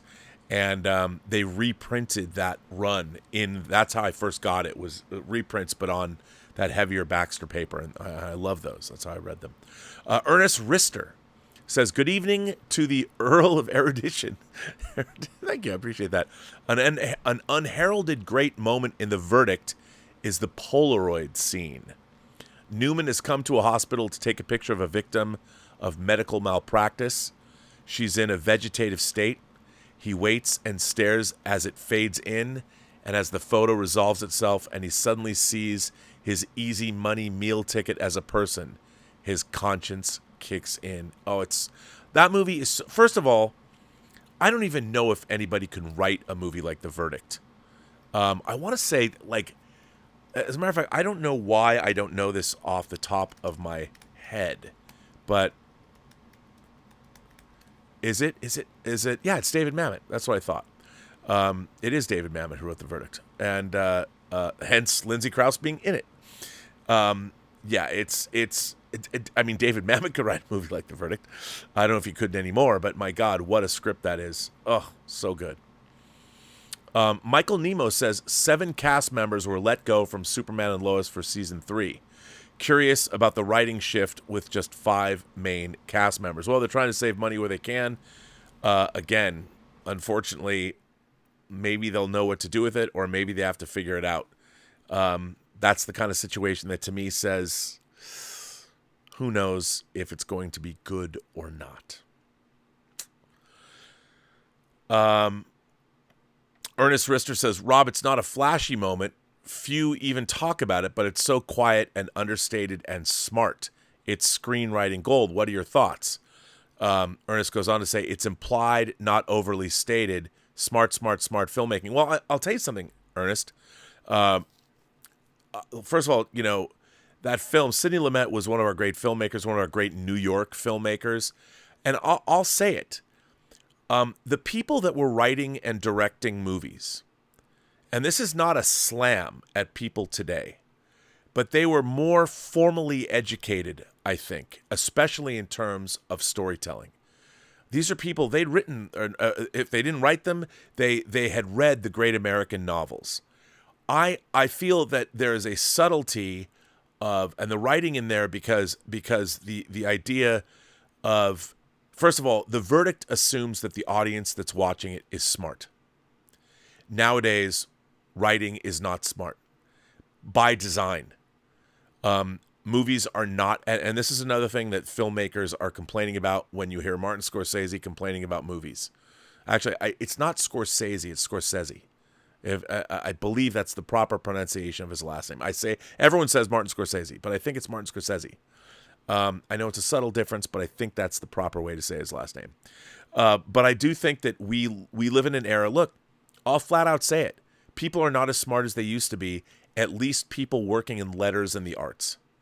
They know less about art history. They know less, certainly, about the people that are writing our movies and television haven't read enough books.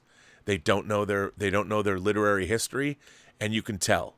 They're people that grew up watching other media. The Verdict, David Mamet wrote a very literary story. And Sidney Lumet is a great director and understood how to tell a literary story. And he was fantastic. And look, as I said, there's a moment in The Verdict that is one of the great betrayal reveals in cinema history. Is there an explosion? No. Is there a gunshot? No. All you see is one character talking, and the camera pulls back and reveals another character. That's it. But when you see that scene, every time I see that scene, I'm like, maybe this time the camera's not going to pull back and reveal who I think it's going to reveal. And you just go, oh, fuck.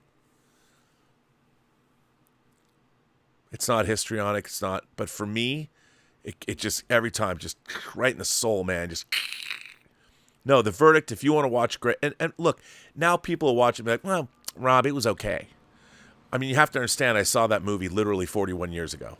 And it was a movie that, my parents made it a point, because I love movies so much as a kid. I would pick movies and take my parents to see them. And we went to see some of my favorite movies. Another favorite movie we saw was All That Jazz. All That Jazz, top 10 movie for me. Actually, probably top 5 movie for me. I say that to people, and people are like, what? All That Jazz. Roy Scheider, Academy Award nominated, directed by Bob Fosse. It's one of my favorite movies of all time. It made me want to edit. No one's watched it these days. People look at me like, what movie? I mean, it's just because I'm old. But, I mean, if you want to know something about me as a person, watch The Verdict and All That Jazz as a double feature. I'm telling you. James Wallace, my friend James Wallace, says, a problem for studios is I just canceled my ticket to see No Hard Feelings to stay home and watch this. Studios have to compete with YouTube. Well, that's true too. I mean, I'll tell you something. Like I said in my IP video, we have 2 hours of time that we're going to spend watching something entertaining. I can spend 2 hours of time watching various YouTube videos, usually long-form conversations about topics, whether it's Joe Rogan, whether it's people from the intellectual dark web, whether it's, I've been watching a lot of trigonometry lately. They've had some really interesting people on. And it's not because I'm becoming an arch conservative or something. I watch stuff from each side of the aisle. What I really like, though, is I like deep dive conversations with people that ask good questions and let their guests answer. That's the criteria. I have also been watching a lot of science videos about the universe, things like that. When's Beetlejuice going to blow up? I don't know. Not Beetlejuice. I mean, the star Beetlejuice. It's like I watch enough videos. I'm like, one day, could this be the day when Beetlejuice blows up? I watch a lot of YouTube. Just saying. S.Bartholomew says, you need to invite Shatner to chat. Maybe. He might come and chat. There might be a reason for me to ask him that, but I probably have to pay him. He doesn't usually go on YouTube channels. My man Swag Props. Cal, how you doing, buddy? One potentially huge IP that could have been profitable but was deliberately squandered by Disney was John Carter. The movie didn't deserve to flop. Oh, don't get me started about John Carter. I've given people my great theory. So there is a book, and before I mention this, I think it's called The Battle for John Carter. I'm not sure if it is. Wait, I have to say book. No, see, it's not giving me that. I read a really interesting book. It was like, I think it was probably self-published. I agree with you, Swag Props. I think John Carter, my theory in a nutshell is that Bob Iger had to let John Carter die because he didn't want George Lucas to not sell him Star Wars. And a lot of people go, oh, Rob, what are you talking about? Well, I'll tell you what I'm talking about. When I was growing up, John Carter, the first John Carter, is based on the book A Princess of Mars by Edgar Rice Burroughs. And the cover has a very famous, I think it's a Frank Frazetta painting, where you have John Carter holding up a sword, and you have these two lizards, and you have Dejah Thoris. It's very reminiscent of the original Star Wars one sheet that Tom Jung painted. And let me ask you, you're Disney. Now, people say, well, movies that had Mars in the title were failing. So marketing decided not to put Mars in the title. Well, Edgar Rice Burroughs' A Princess of Mars was a book people have been reading for decades. You want IP? Well, that's an IP. And the iconography, the problem is a lot of that iconography had been stolen, especially by George Lucas for Star Wars. Or not, I shouldn't say stolen, inspired by John Carter. The Barsoom, and that's the name of Mars in the John Carter books, the Barsoom novels, there was a Marvel comic, John Carter, Warlord of Mars. That's a badass, that's a great title. And Disney, A Princess of Mars, you know, I mean, don't get me started. I think John Carter was killed. I love John Carter. I think it should have been a much bigger movie. And how do I know it was killed? First of all, the movie's just called John Carter. It's not called like John Carter Warlord. If you didn't want to use Mars in the title, you could have done something else. John Carter, one of the most merchandisable things that Disney has ever made, and it's a Disney movie. Tharks, all the sailing, the air vessels. Where's your wool Woola? Woola the space dog, one of the great sidekick characters in science fiction. No Woola toy? There are no John Carter toys. None. Zero. $250 million movie that was directed by one of your best Pixar directors as his live action debut. Nothing. Why? Why was there nothing? Because Disney, not only did they want to, they had to, because Bob Iger could not afford to let George Lucas go, well, but you're making all the Barsoom novels, which are, that's where I got Star Wars from. I think I'm just going to give Fox Star Wars because they did a good job distributing it. I know we have a good relationship for the theme parks. Maybe I can cut that aside, but I'm going to give, because you guys are making John Carter, and obviously you're going to put more money. Bob Iger was not going to have that conversation. John Carter was murdered. I believe that. No one's going to change my mind. WraithX7 says, the Flash film retold a story that was already told a few times in the CW Flash series, which people could watch for free on TV. I agree, it's a very familiar Flash story, but Flash really began the idea of the multiverse all the way back with the Cosmic Treadmill in the early 60s, Flash Two Worlds. So, but yeah, I don't think that's why, I don't think that's why it failed necessarily. Not necessarily. Steven sends in a tip and says, do you think now in retrospect with the 3-hour runtime and R rating of Oppenheimer that the IMAX theaters would have preferred Mission Impossible 7 to have more showtimes? Because it's a shame Tom Cruise's movie only gets a very limited release, days in IMAX. Steven, the simple answer is yes. I think the problem was Oppenheimer staked out its IMAX territory long before Mission Impossible did. They didn't know when they were going to finish Mission Impossible. Here's what I think is going to happen. They probably guaranteed IMAX screenings, but the theaters are going to say, look, if people aren't going to go and Mission Impossible is a big hit, they'll switch it out. They'll figure it out. I have tickets to see Oppenheimer in 70mm first, and then in IMAX. So I'm going to see it twice, both ways. Yeah. But I think definitely, I think both movies look absolutely spectacular. I really do. So I'm excited for both. But yeah, I think IMAX theaters would rather have had Mission Impossible 7, but they didn't know.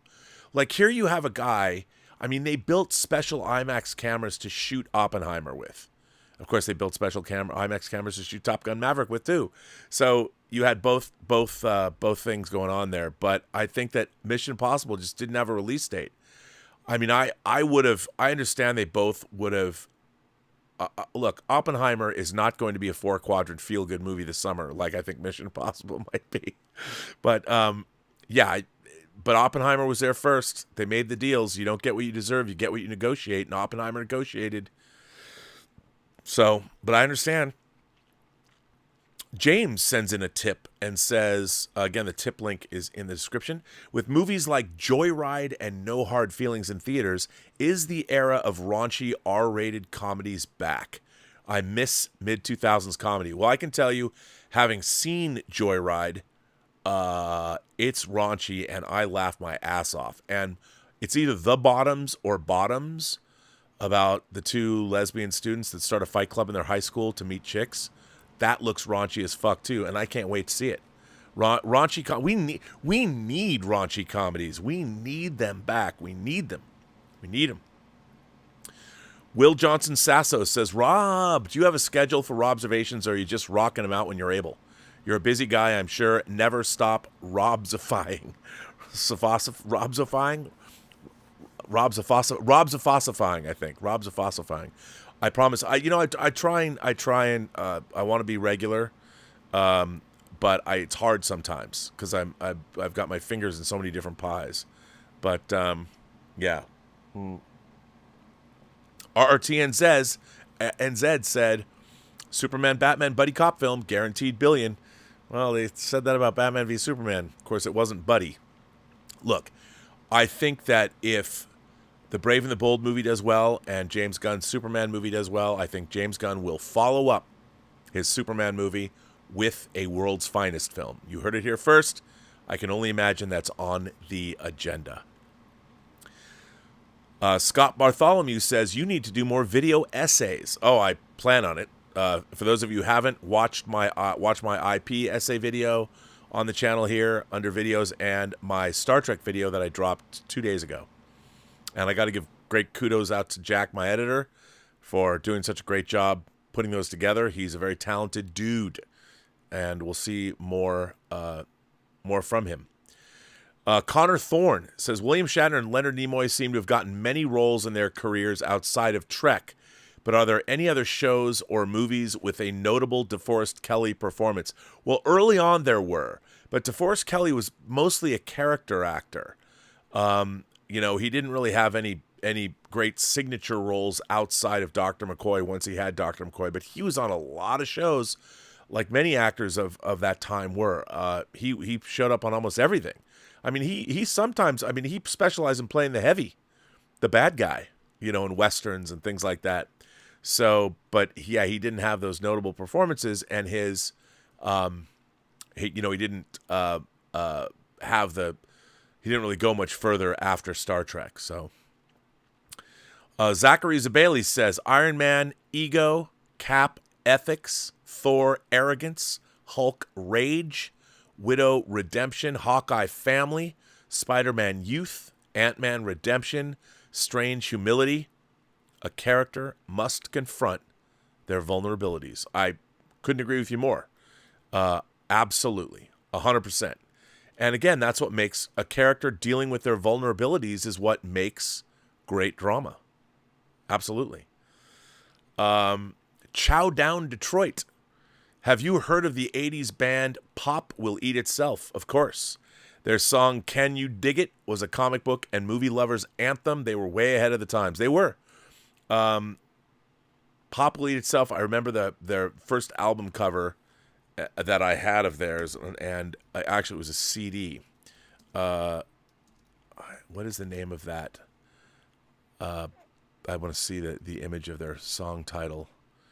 Oh, it's all the pictures of the band. I want to see their... Oh, there it is. Pop Will Eat Itself. Oh, that's an expanded edition. Box Frenzy. Pop Will Eat Itself. Yes, they had this cool logo, the globe, which I really liked. Yeah, they had that Pepsi logo. I remember the Pepsi logo too. Good band. But now I have to go back and listen to Can You Dig It and listen to it as a comic book and movie lover's anthem. And of course, Can You Dig It is a reference. Say it with me now. Now look, what we have before us is 9 delegates from 100 gangs, and there's over 100 and over 100 more. 20,000 hardcore members, 40,000 counting affiliates, and 60,000 more who are unaffiliated but ready to fight. That's actually, I'm getting it wrong, but that's Cyrus from the Warriors who says, "Can you dig it?" That's where the title comes from. Winslow Friday. That was a bad. Normally I can do that speech, but it's weird because I'm live and I'm producing the show, so I can't think about it. But go watch The Warriors. It's one of my favorite movies. I swear to God. Winslow Friday says, "Hey Rob, I think it's less superhero fatigue and more fatigue toward the treatment of superheroes as its own cliched genre." That's a good point. Rather than a creative aspect of the setting in genre stories. Yeah, I think that's a very astute observation, and I think that Black Adam and Shazam: Fury of the Gods were examples of that.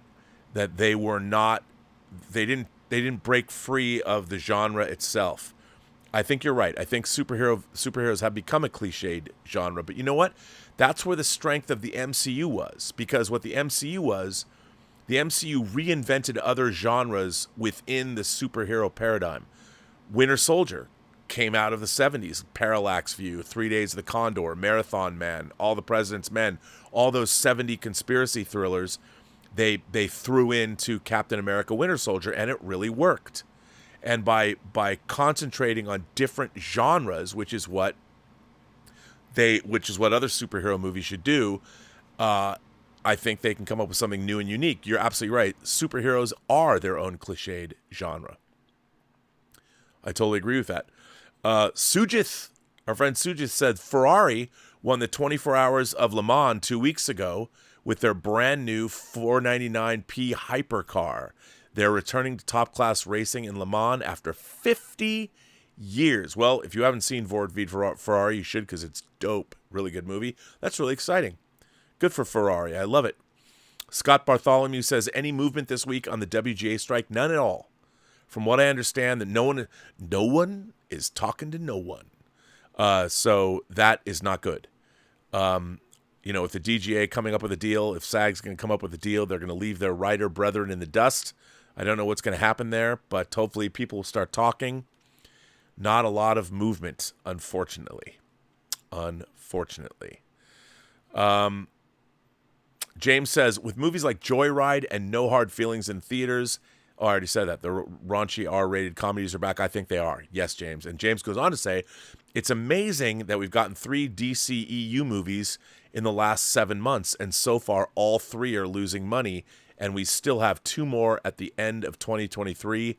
Yikes. Yeah, David Zaslav cannot be liking this. A lot of money was spent. A lot of money was lost. It's not good for anybody. It's not good for the studio. It's not good for the business. It's not good for anyone. And yeah, I mean, word on the street, if rumors are to be believed, I haven't really, to be honest, I haven't heard anything either way about Blue Beetle. I haven't heard anything about how the movie is at all. Nothing. Word on the street on Aquaman is that it's not good, but I can't believe that of James Wan. I'm a huge James Wan fan, unless they went too far into fantasy realm. I don't know. But yeah, I would be scared. I would be scared. Mo Lester sends in a tip. Thank you, Mo Lester. I appreciate that. So we're caught up on Superchats. And as people know, if you're new to the channel, I do read letters from viewers. If you want to send me a letter, you can go to the website. It's free of charge. www.postgeeksingularity.com. Go there, send me a letter, and I might read it on the air. And like I'm going to do right now. I'm going to find a letter to read. I don't know if I read this or not, but this is an interesting... I want to read this because I'm talking about it right now. This letter comes from Joe Fawley, and it is his Neapolitan ice cream superhero theory. Joe Fawley says, Hello, Rob, and the members of the Post Geek Singularity. I'm writing this in to see what you think of my Neapolitan ice cream theory with superhero fatigue. Not too long ago, we used to have the Xmen universe, DC, Spider-Man standalone films, and the MCU. Xmen and Spider-Man were the strawberry flavor, DC was the chocolate flavor, and Marvel, vanilla. They used to work together wonderfully to give moviegoers a variety of different flavors of superhero stories, all with their own vision and filmmaking methods. But times have changed. For the past few years, we've been served mostly vanilla, with the MCU becoming the dominant force in the genre and DC's desire to be vanilla bean by attempting to emulate the MCU's style ever since Zack Snyder left. Don't get me wrong, vanilla can be tasty, but I also want to expand my palette with different directors' creative visions that hit like mint chocolate chip. A flavor that's not for everyone, but for those like me who love it, it's one of the most bold and satisfying flavors out there. This was a long-winded way to say, I don't believe in superhero fatigue, but more in subpar movie fatigue. We've been getting monthly comics of Batman and Spider-Man for decades, and their popularity is still going strong. Maybe not as much as they would be hoping, but yes, I see your point. I'm excited to see what the future will bring, with a few new flavors coming our way, like the Spider-Verse films being pistachio, The Boys being cookie dough, and Joker, Rocky Road. Hopefully, the success of the Joker will lead to more R-rated standalone superhero films. I'm not quite sure how it will work alongside James Gunn's DCEU yet. I'm guessing as separate universes of sorts. Speaking of which, maybe James Gunn will surprise me with a flavor of his own that will help bring back that Neapolitan variety that I desire. And I can always dream for the ultimate superhero movie, Sam Raimi's Spider-Man 4. Maybe, thanks to the Spider-Verse, it'll be possible. Thank you for reading my letter. Have a fantastic day, and remember, everyone, be excellent to each other.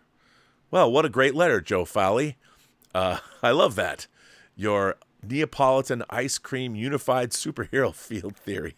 It's pretty good. I like that very much. I never thought of that before. Now I'm only going to think of superhero movies as my favorite flavor of ice cream. Wow. I like that. That's pretty cool. Let's see. Tom Jr. Jackson says, I sent a text to your phone, sir. You did? Let me see. What does the text say? Hey, Rob, you know the birthday shout-out was an attempt to get you to say a racial slur? Just letting you know, someone admitted it in the chat. Is that true? Did you try and get me to say a racial slur? I didn't know that. You mean it wasn't really? I thought I was responding well to that.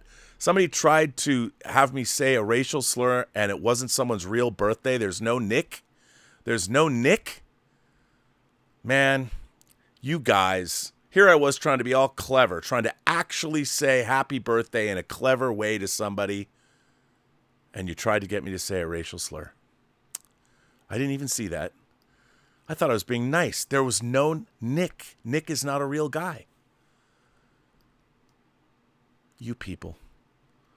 You know, if I had said a racial slur, I would have ruined 864 episodes of the show. Everything I've ever tried to build on this channel. Now I'm mad. Now I'm pissed. Now I'm really angry. I thought I was doing something funny that was actually going to be for someone's actual birthday. Gosh, and I didn't even see it. I didn't even see it. That really upsets me. I'm really upset now. I'm really upset. Why would somebody do that? That's a shitty thing to do. You're banned from this channel for life. And there's no birthday boy. Man, people suck. Well, what are you going to do? And you know what's so funny? I'm so trusting that I didn't even see that. Wow. Amazing. That's on me, man. That's on me. I thought I was being nice. Eli says, are you seeing Oppenheimer in IMAX 70mm or regular 70mm? How much do you think the movie will make? Well, I want to see it in both.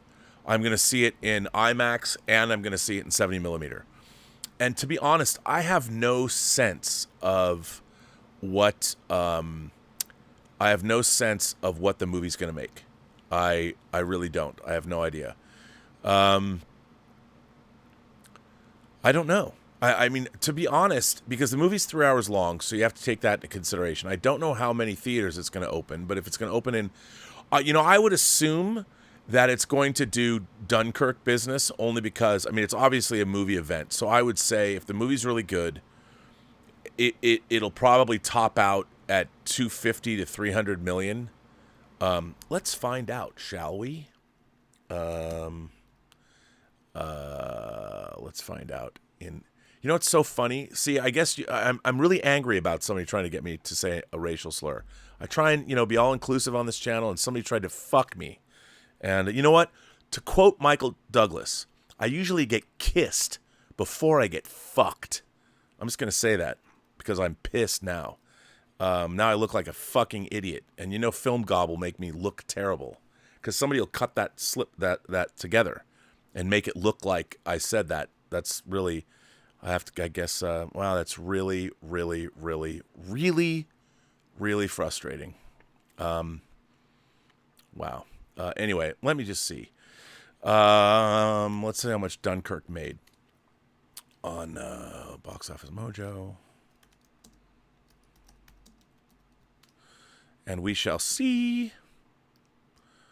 Dunkirk. How much did Dunkirk make?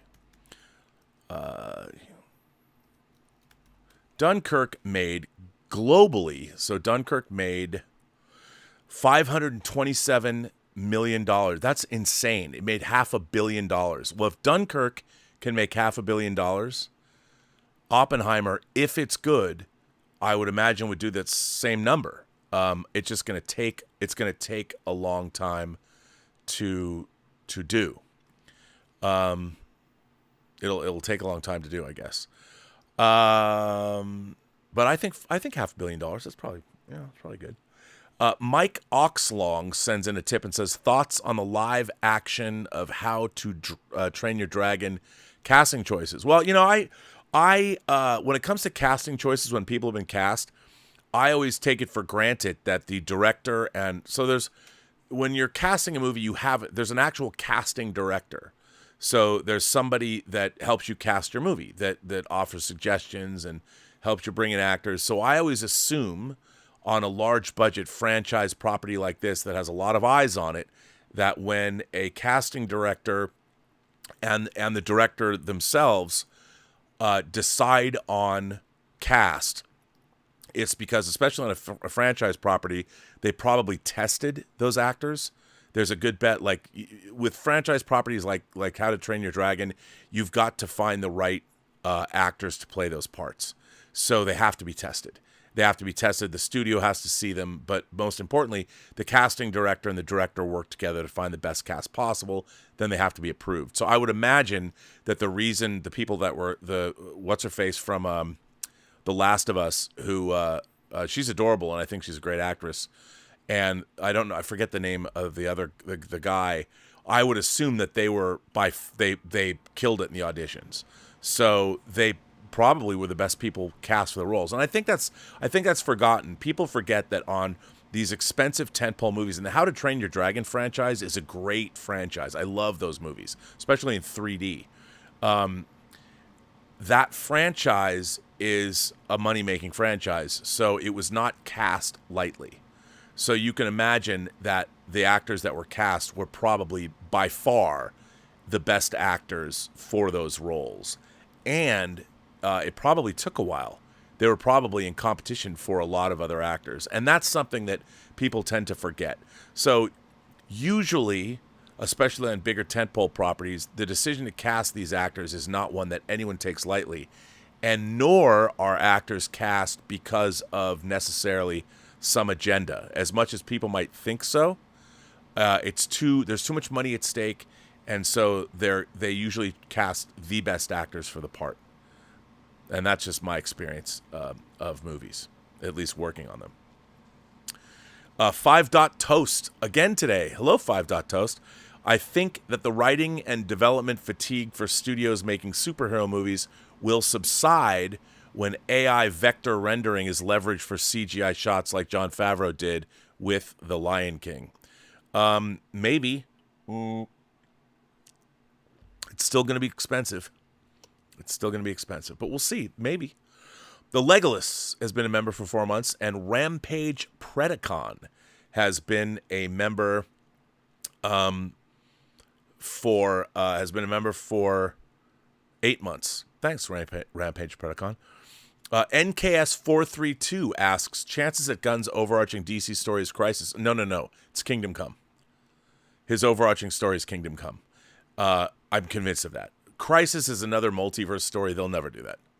They'll never do it. Kingdom Come, however, is a far more resonant story and easier to deal with. So, so there you go. Yeah. But anyway, on that note, everyone, I'm going to end Robservations episode number 864. And let me just say, I'm quite disappointed in somebody trying to get me to say a racial slur, and I'm sorry I didn't see it. That makes me a fool, and I apologize to everybody out there. But more importantly, shame on you, because remember, on this channel, and what I want you all to remember is that every person you meet has a story to tell that you have yet to hear, and all you have to do is listen. And with that, I'd like to say thank you to everyone who watched tonight. It was a great show, a fun show, aside from somebody trying to literally ruin my life. So thank you for that. And more importantly, I was trying to make a funny thing and do something nice for somebody on their birthday. And wow, what a disappointment. But anyway, I want to thank Tom Jr. Jackson for being here. I want to thank everybody for watching the show. And I want to thank you for all generously supporting the channel via Super Chats and tips and memberships. We had a great membership call this weekend. Every other week on this channel, we do a long membership call. They last anywhere from 2 to 3 to 4 to 5 to 6 to 7 hours. You never know how long they're going to last. Thank you so much. And so there you go. Tron Apostle. Have you ever seen my Making of Tron documentary? Is that massive fan here? Just curious as to what movies and TV shows you are most looking forward to now. What am I most looking forward to? Look, I'm really looking forward to The Boys coming back. I love The Boys, and of course, For All Mankind. For All Mankind season 4, cannot wait. Also, watch out for those troll names, as there's been several you've read, several troll names. That is interesting. You know what's funny? This must make me monumentally stupid and naive, but on this channel, I haven't normally had to deal with that. So I am not as aware of that as I probably should be. But boy, have I learned an important lesson tonight. So, yeah, I should have been much more aware of that. And I'm sorry. I'm sorry for everybody for that. That is distressing. I'm sorry, because we had such a great conversation, and I'm kind of bummed out that it went that way. I thought that I was being fun, but apparently I wasn't. But just so, that was Darth Maul. Darth Maul said that. Well, you know what? I should have looked at that more closely. Darth Maul. What a stupid joke. But anyway. Well, what can I say? But thanks for being here. And once again, every person you meet has a story to tell that you have yet to hear. All you have to do is listen. And with that, I would say to everyone, and I do mean this sincerely, have a better day.